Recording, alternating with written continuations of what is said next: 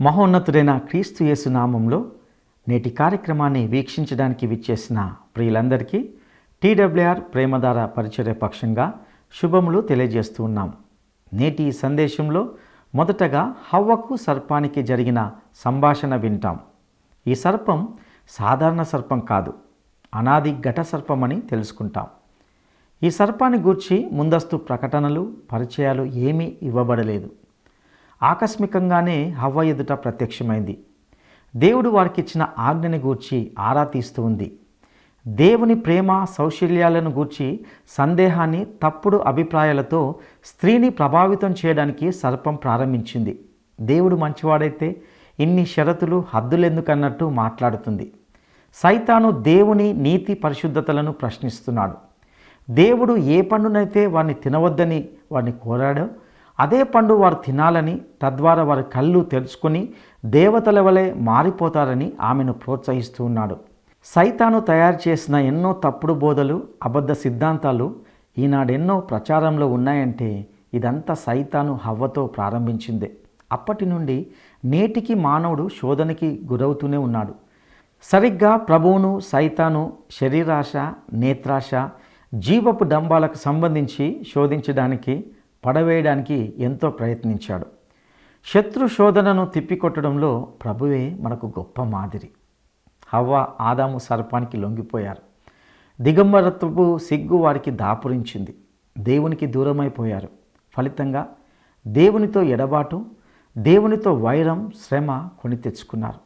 నేటి ఈ పాఠంలో మరిన్ని శ్రేష్టమైన సంగతులతో కూడిన సందేశాన్ని ఇక విందామా? ఆదికాండం 3వ అధ్యాయం 4-5 వచనాలతో నేటి సందేశం ఆరంభమవుతోంది. మీ బైబిళ్ళు తెరిచిపెట్టుకొని చూడండి.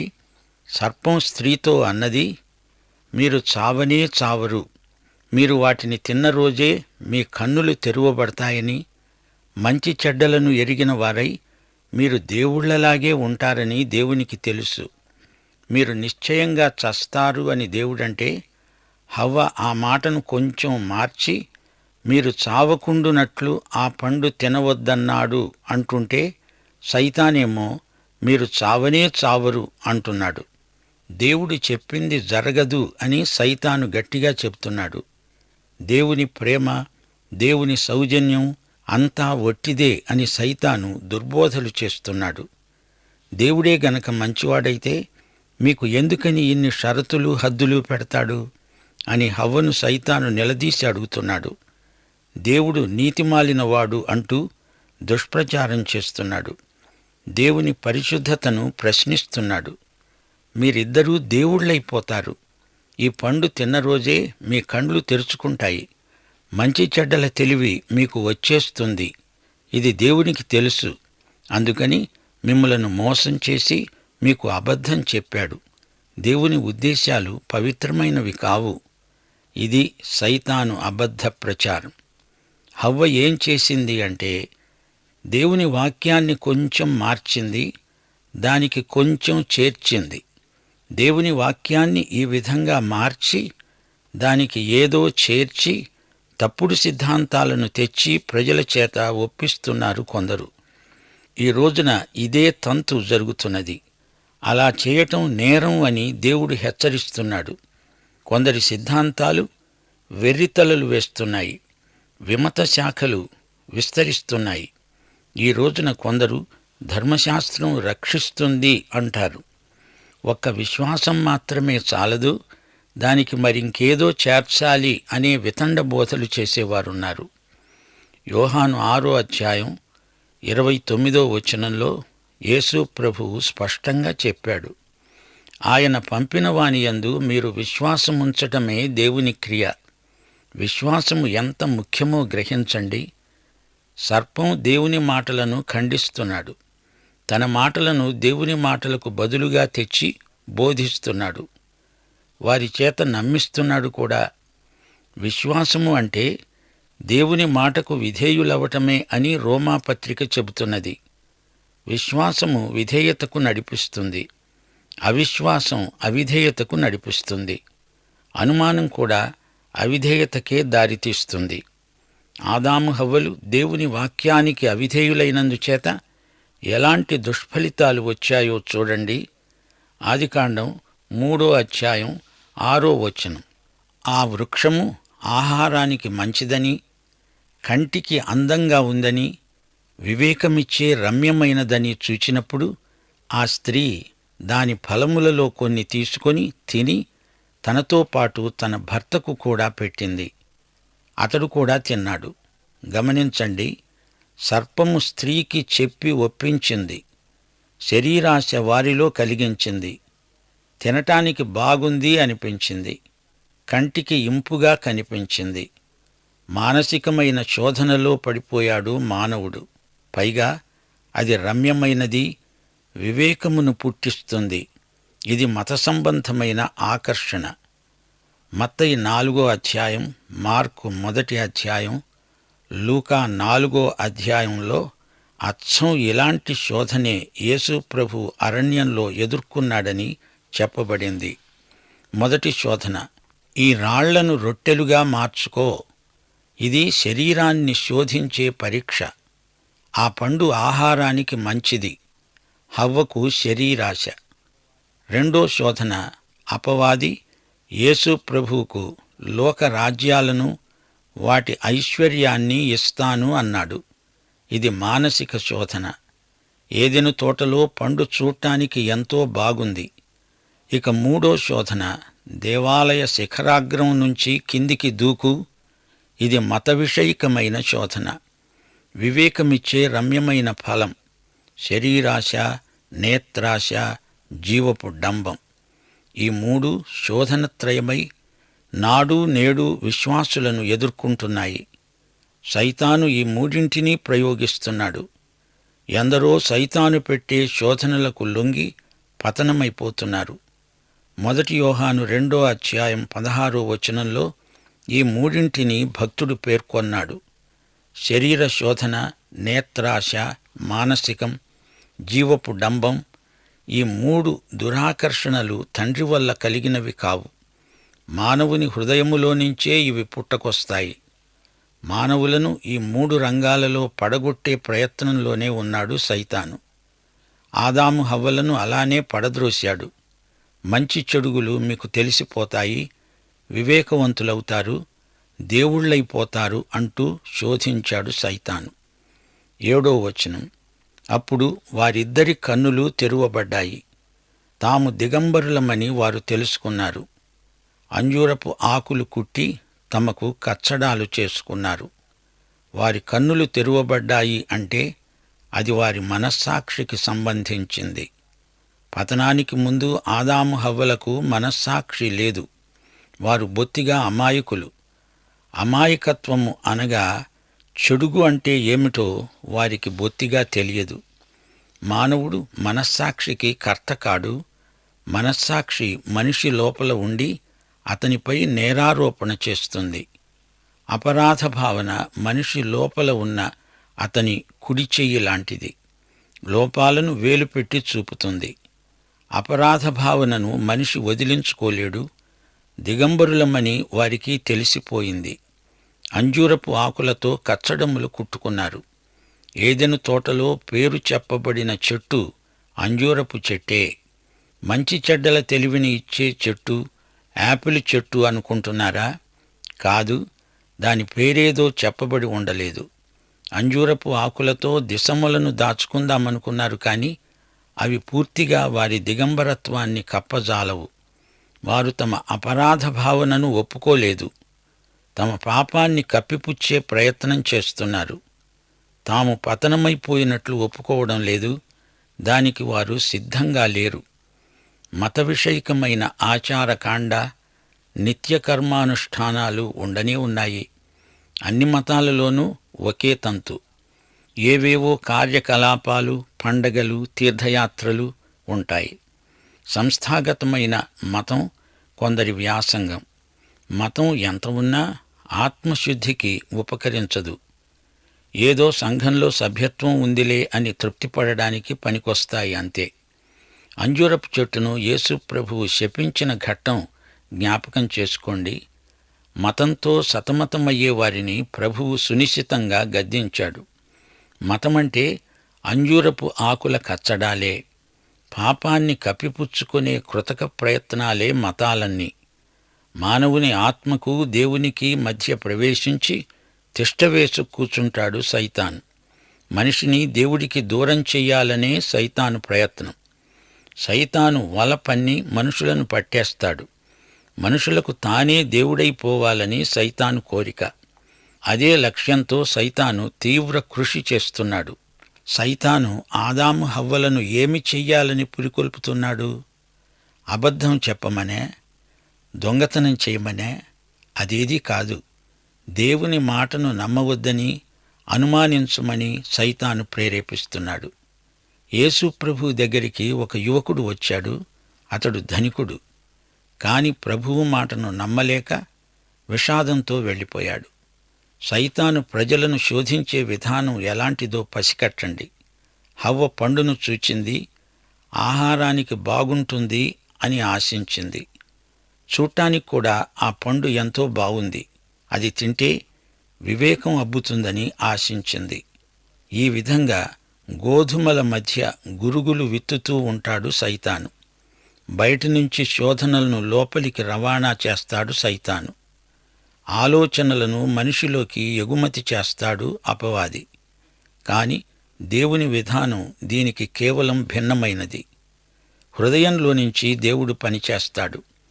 మతం అనేది బయట నుంచి వచ్చి మనిషిని రుద్దుతుంది. దేవుడు మత ప్రమేయం లేకుండా పనిచేస్తాడు. ఆధ్యాత్మికం అయింది నిజంగా మతానికి అతీతమై ఉంటుంది. క్రైస్తవం అనేది మతం కాదు. క్రైస్తవం అంటే క్రీస్తే. మతాలు ఎన్నో ఉన్నాయి. మతాలేవీ చెప్పలేని మాట యేసు ప్రభువు చెప్పాడు. కొత్తగా జన్మించండి. బాహిరంగా భక్తిని నటించే మతగురువులను ఉద్దేశించి ప్రభువు అన్నాడు, పాత్రలో శుద్ధి ఉండాలి. పైపైన ఎంత తోమితే ఏమి ప్రయోజనం? సున్నం కొట్టిన సమాధులు మీరు. బయటికి తెల్లగా అందంగా కనపడతాయి. అలంకారాలు, పూలు, బుక్కాయి వాటికి చేరుస్తారు. అయితే లోపల కంపు, మృతుల ఎముకలు.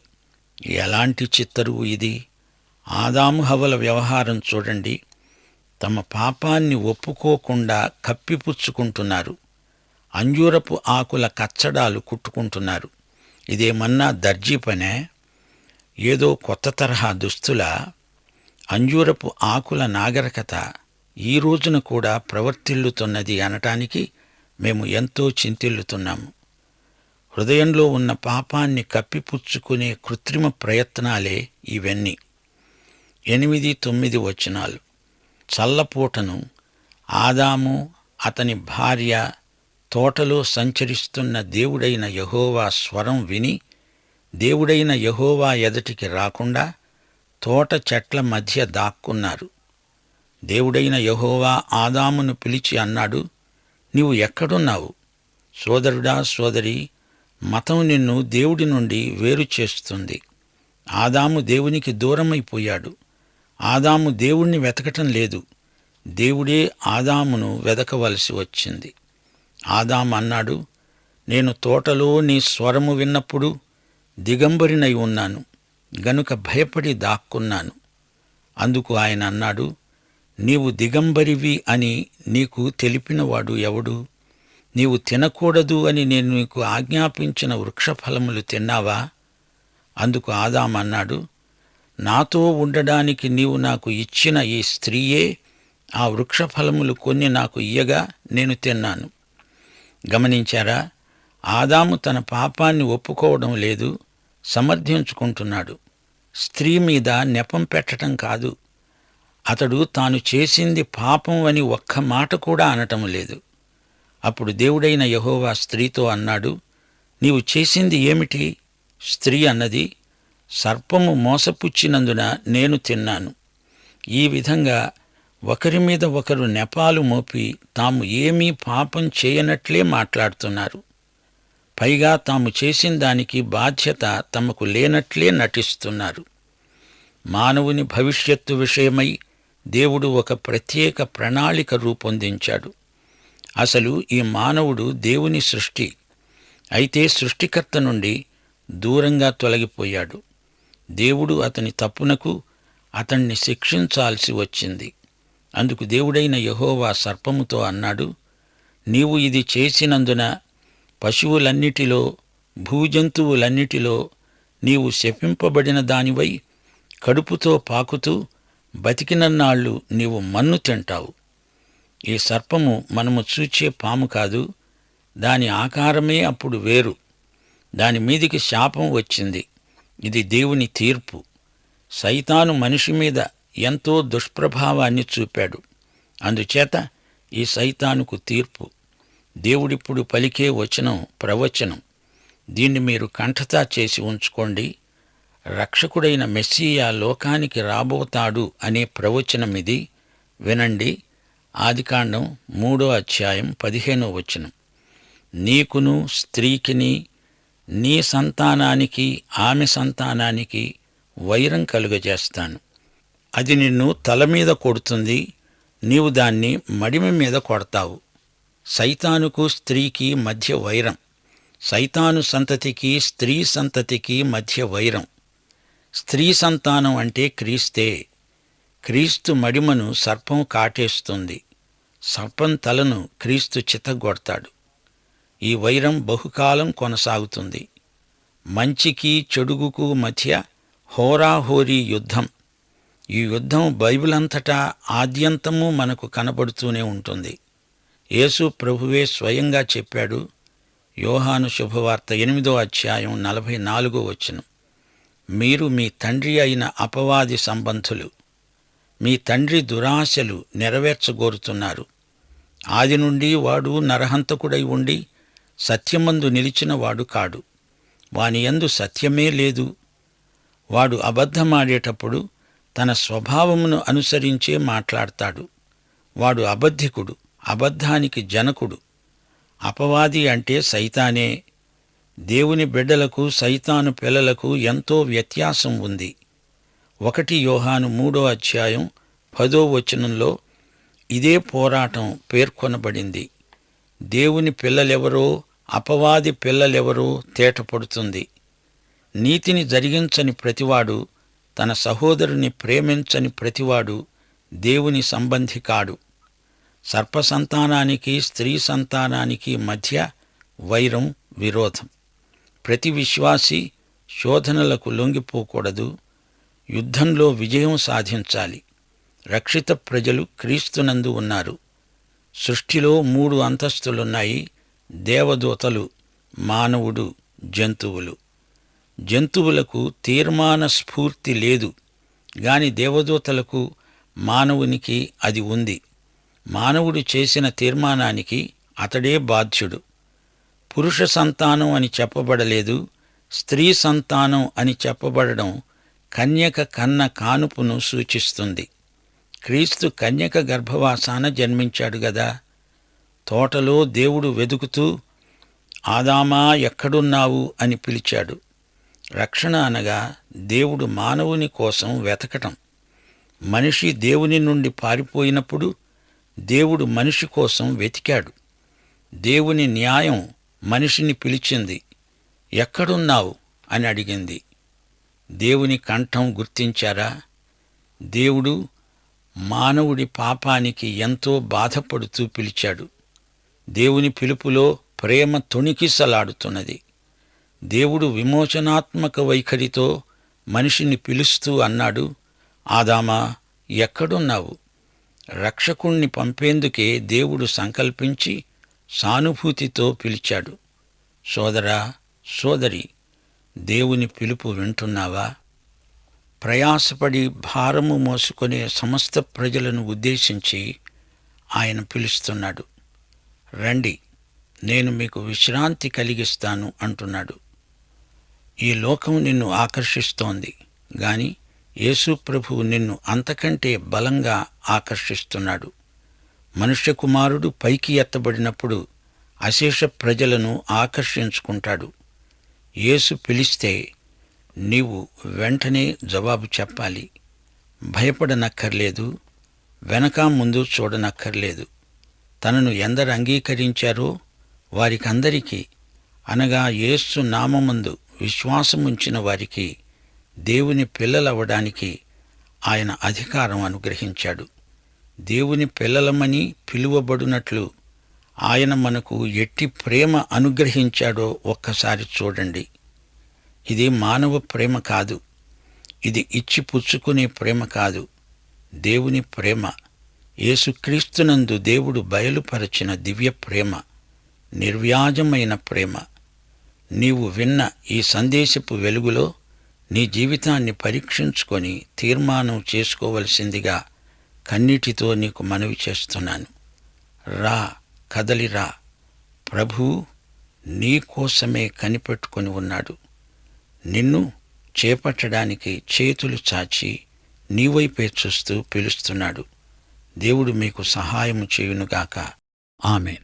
ప్రియులారా, ఇంతవరకు విన్న ఈ సందేశం ద్వారా మీరెంతగానో హెచ్చరించబడ్డారని, ఈ కార్యక్రమాలు మిమ్మల్ని ఎంతగానో బలపరిచి సంతోషాన్ని కలిగించాయని నమ్ముతున్నాం.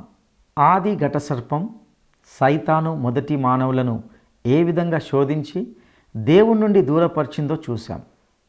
వారి జీవిత అనుభవం నేటి మనకు గొప్ప ఆత్మీయ పాఠం. నేటికి సాతాను శోధనకు లొంగి తండ్రి వల్ల కానట్టివి లోక సంబంధమైన శరీరాశ, నేత్రాశ, జీవపు డంబంలో చిక్కి పతనమైపోతూ ఉన్నారు. అప్పటికి ఆదాము హవ్వలు ఏ కుతంత్రాలు ఎరగని అమాయకులుగా ఉన్నారు.